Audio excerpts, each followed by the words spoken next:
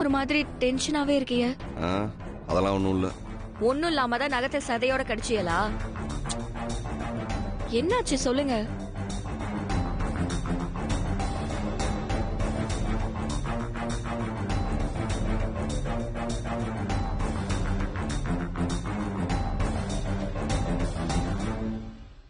சொல்லுங்க என்னாச்சு? எல்லாம் அந்த போஸ் விஷயம் தான். என்ன போஸ் விஷயம்? சத்தியமா அப்பாக்கு அவன் மருந்து கொண்டு வரல நல்லா தெரியுது. உன்னை அடிச்சு மயக்கமாக்கிட்டு மருந்தை கொண்டு வந்து கொடுத்து எல்லார்கிட்டயும் நல்ல பேர் வாங்கியிருக்கான்னு நல்லா தெரியுது. ஆனா அதை எப்படி ஆதாரத்தோட எல்லாருக்கும் நிரூபிக்கணும் தான் எனக்கு ஒரு வழியும் கிடைக்க மாட்டேங்குது. அவனை தூக்கிட்டு வந்து எல்லாரும் முன்னாடி உட்கார வச்சு வாயிலே நங்கு நங்கு 4 குத்து குத்தி உண்மையை ஒத்துக்குன்னு சொன்னா ஒத்துப்பான். அதை என்னால பண்ணவும் முடியும். ஆனா அதுக்கப்புறம் எங்க சின்னம்மா சித்திரக்கா இவங்க எல்லாம் சேர்ந்து ஒரு நாடகத்தை போட்டு என்ன பேசுவாங்கன்னு நான் சொல்லி தெரிய தேவையில்ல. அது உனக்கே தெரியும். ஆனா ஆதாரத்தோட நிரூபிக்கலான்னு பாக்குறேன். அதுக்கு ஒரு வழியும் தெரியாம எங்க இருந்து தேடுறது எங்க ஆரம்பிக்கிறதுன்னு மண்டை பிச்சுக்கலாம் போல இருக்க.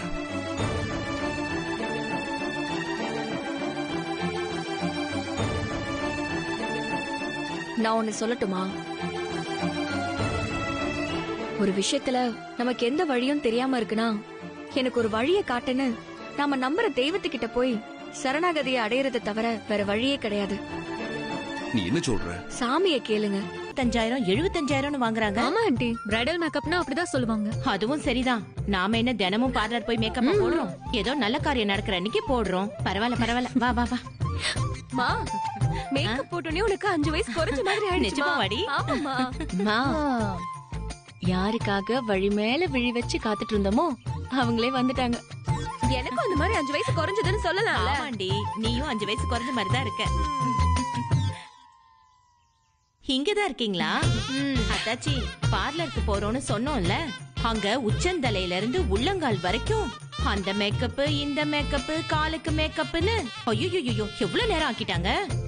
மொத்த பில்லும் எவ்வளவு தெரியுமா? 3 பேருக்கும் சேர்த்து 75,000 ரூபாய். ஓ,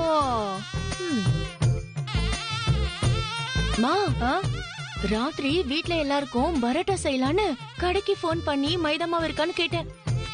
மதுரையிலே எங்கேயுமே மைதா மாவு இல்லன்ட்டாங்க.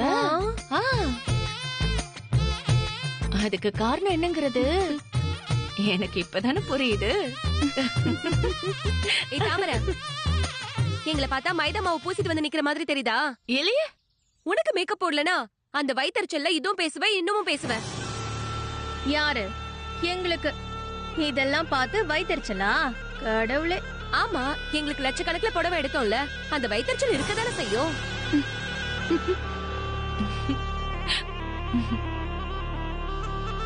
ஐஷு, நீ கொஞ்சம் உள்ள போமா. என்னாச்சு ஆண்டி? ஒண்ணும் இல்லம்மா, நீ கொஞ்சம் போ.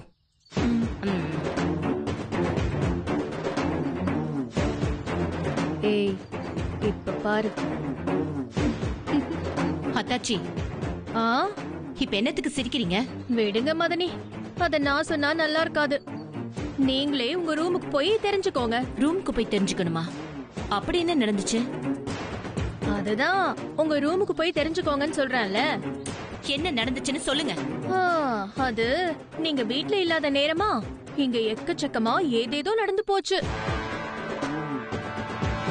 என்ன நடந்ததுன்னு தெரியாம இப்படி 75,000 ரூபாய்க்கு மைதா மாவு பூசிட்டு வந்திருக்கீங்களேன்னு எங்களுக்கு சிரிப்பு சிரிப்பா வருது. அத்தாச்சி, நடக்காத கல்யாணமா? வாய் மூடுங்க.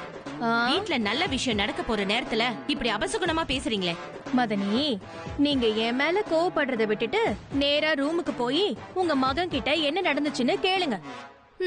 உங்க மகனுக்கும் மருமகளுக்கும் இல்ல இல்ல இல்ல, அது கல்யாணம் ஆனாதானே மருமக. என்னம்மா என்னடி இவங்க இப்படி சொல்லிட்டு போறாங்க? ஐயோ, எனக்கு பயமா இருக்கு.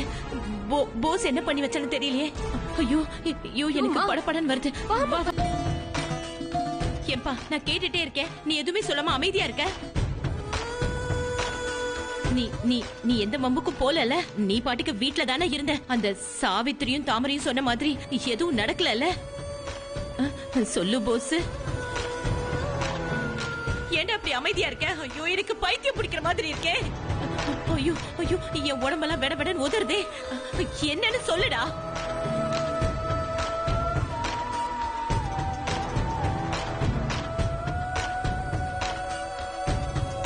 அம்மா, என்ன மன்னிச்சிருமா. எது மன்னிச்சிரவா? என்னடா மன்னிப்பு அது இதுன்னு கேக்குற, என்னாச்சு? என்ன நடந்துச்சுன்னு மட்டும் கேட்காதம்மா, என்ன மன்னிச்சிருமா. டேய், தேவையில்லாம என்ன கோவப்படுத்தாத. முதல்ல நீ என்ன பண்ண, என்ன நடந்துச்சுன்னு சொல்லு. என்னால அது சொல்ல முடியாதுமா, மன்னிச்சிருமா. நீ சொல்ல போறியா இல்லையா? உன்னை புள்ளன்னு கூட பார்க்க மாட்டேன். கழுத்தை நெரிச்சு கொன்னுடுவேன் உன்னை. ஒழுங்கு மரியாதையா என்ன நடந்துச்சுன்னு சொல்லு. சொல்லுடா. நீங்க போனதுக்கு அப்புறம் தாமரை கிட்ட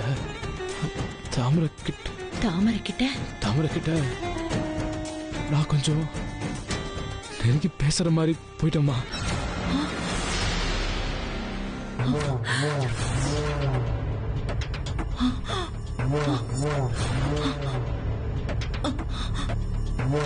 தாமரை கிட்ட நெருங்கி பேசுற மாதிரி போயிட்டியா? அப்புறம் என்ன நடந்துச்சு? அது ஏதாவது அவ வீடியோ எடுத்து வச்சுட்டு கல்யாண பொண்ணு கிட்ட காட்டுவேன், வீட்ல இருக்கவங்க கிட்ட காட்டுவேன் மிரட்டுறாளா? சொல்லுடா, மிரட்டுறாளா? இல்ல. அப்ப என்னதான நடந்துச்சு? நான் நெருங்கி பேசுறப்போ காவியா கதவை திறந்து உள்ள வந்துட்டாமா.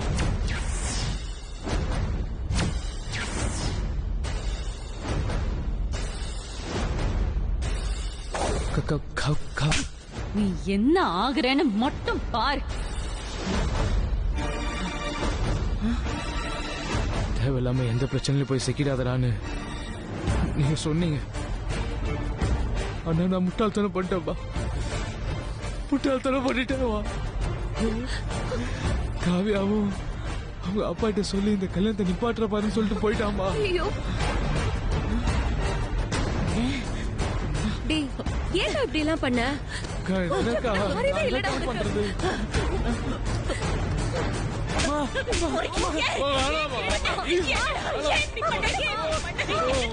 உன்னை விடுமா?